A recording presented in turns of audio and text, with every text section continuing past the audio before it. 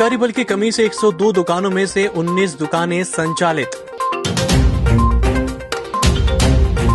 मृतक के शव को चादर में लपेटने के मामले में 5 स्टाफ नर्सों की वेतन रोकने के आदेश। और बालाघाट में एक और मिला कोरोना पॉजिटिव मरीज, अब संख्या हुई 6। नमस्कार, बालाघाट लाइव के इस बुलेटिन में आपका स्वागत है। मैं हूं आपके साथ आकाश। अब देखते हैं खबरें विस्तार से। शहर और गांव में खुली शराब दुकानें, आबकारी विभाग ने शराब दुकानों का संचालन अपने हाथ में लिया। दुकान खोलते ही लोगों की उमड़ी भीड़, सोशल डिस्टेंसिंग की उड़ाई गई धज्जियां। राजस्व के लालच में प्रशासन द्वारा लोगों की जान से खिलवाड़ करते हुए जिले में लंबे अरसे बाद आबकारी विभाग ने शराब दुकानों का संचालन शुरू कर दिया है। जिले में आबकारी बलों की कमी की वजह से 102 शराब दुकानों की वजह से 19 देसी और विदेशी शराब दुकानों का संचालन ही किया जा रहा है।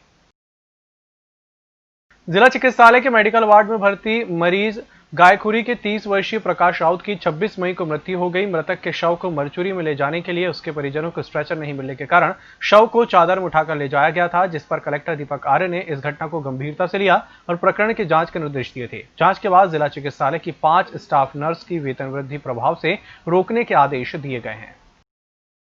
मुख्य चिकित्सा एवं स्वास्थ्य अधिकारी डॉक्टर मनोज पांडे ने बताया कि आईसीएमआर लैब जबलपुर से प्राप्त रिपोर्ट के अनुसार बालाघाट जिले का एक और मरीज कोरोना पॉजिटिव पाया गया है।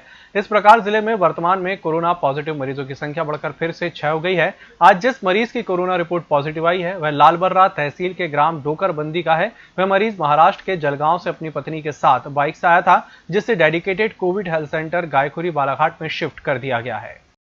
कोरोना काल की वजह से प्रशासन और लोग मानवता बचाने पर लगे हुए हैं, परंतु कुछ लोगों के आपसी मतभेद की वजह से कोरोना काल में भी आरोप प्रत्यारोप लगाने का दौर जारी है। ऐसे एक मामला चांगोटोला क्षेत्र अंतर्गत ग्राम पंचायत नगरवाड़ा महिला सरपंच के द्वारा जनपद पंचायत बालाघाट अध्यक्ष पूरन लाल ठाकरे पर अभद्रता का आरोप लगाया गया है। महिला सरपंच ने बताया कि जनपद अध्यक्ष पूरन लाल ठाकरे द्वारा पिछले कई दिनों से मुझे पैसे की मांग कर प्रताड़ित किया जा रहा है और जातिगत रूप से अपमानित करते हुए अब तक मैंने बहुत सहा, लेकिन 27 मई को मेरे घर पर आकर जनपद अध्यक्ष और उनके साथियों के द्वारा मुझे गाली गलौज कर जातिगत रूप से प्रताड़ित किया गया। मुझे मारने के लिए ईंट उठाई गई, जिसकी शिकायत महिला सरपंच के द्वारा जिले के समस्त आला अधिकारियों को की गई है। ये हमारे अध्यक्ष साहब हैं, हम इनसे मिलजुल के रहते थे। उन्हीं ने काम को सौंपा हमको कि भाई आपको ही काम कराना है, हम लोग बीच में नहीं आएंगे, आपके ही सहयोग से सब काम होगा। और कोई लोग भी पूछते हैं तो बोलना कि मैं ही काम स्वयं कराती हूँ, ऐसा कह के मैंने सब जवाब दी उनको। उसके बाद में अभी क्या हुआ, 27 तारीख को मेरे यहाँ आए कि भाई रोड फाइनल हो गया है, कमीशन दो में मुझे।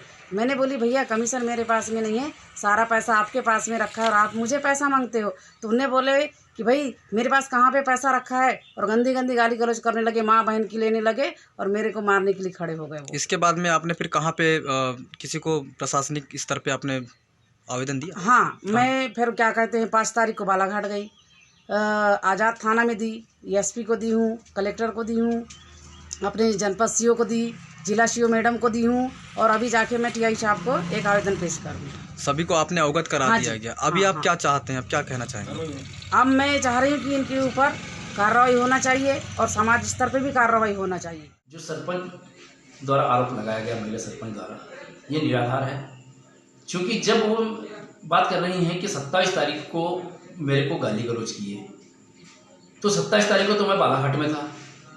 जब मैं बालाघाट था तो कहाँ से गाली गलौज कर लूँगा? अगर वो बात अगर कर रही हैं कि अगर मोबाइल से गाली गलौज की है तो मोबाइल का वो ट्रेस करवा लें। दूसरी चीज़, अगर उनको संतुष्टि उसमें भी नहीं है तो जांच करके जीपीएस से वो कर लें कि मैं कभी नगरवाड़ा गया क्या। तो जब मैं गया ही नहीं, जब मैंने कोई बात किया ही नहीं, तो आरोप निराधार है। बुलेटिन वक्त तो चला एक छोटे से ब्रेक का, जल्द हाजिर होंगे। हर घूंट सेहत से भरपूर, without sugar, without caffeine and with natural tea colour. Ayur Amrit herbal tea अपनाइए, जो हृदय के लिए रामबाण औषधि है। अब टी नहीं, सिर्फ आयुर अमृत हर्बल टी। ब्रेक के बाद एक बार फिर से आपका स्वागत और बढ़ते अगली खबर की ओर। माध्यमिक शिक्षा मंडल भोपाल के द्वारा कक्षा 12वीं की परीक्षा आयोजित की जा रही है, जिसके तहत ये परीक्षा बुधवार को कक्षा 12वीं का बुक कीपिंग एंड अकाउंटेंसिंग का प्रश्न पत्र सुबह 9 बजे से 12 बजे तक जिले के 48 परीक्षा केंद्रों पर संपन्न हुआ, जिसमें 1119 परीक्षार्थी सम्मिलित हुए। वहीं 12वीं अनुपस्थित रहे, 1107 उपस्थित रहे।